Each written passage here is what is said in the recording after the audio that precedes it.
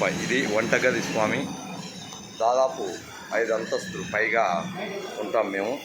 చూడండి, కన్యాకుమారిలో అక్కడ వంటగది, మేము ఇక్కడ కిచెన్ ఉంది స్వామి, కూర్చొని తినడానికి.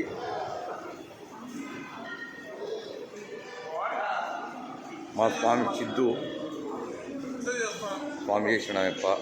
ఇక్కడ భిక్ష ఏర్పాటు స్వామి శరణం. ఇక్కడ వడ్డిస్తారు స్వామి, మన స్వాములే కలిసికట్టుగా.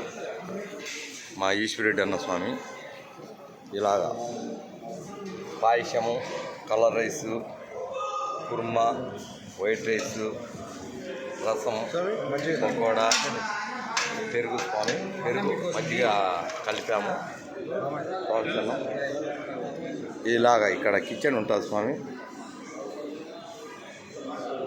ఎంత కిచెను స్వామి శరణమయ్యప్ప. ఇలాగా కిచెన్లో కూర్చొని తినొచ్చు, మంచి సౌకర్యం ఉంది.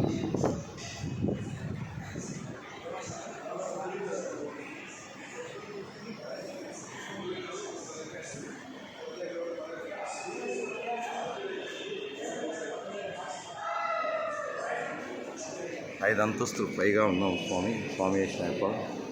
బుద్ధుడు ఇక్కడ స్వామి శరణమయ్యప్ప. నేను కానీ ఉంటా ఇక్కడే.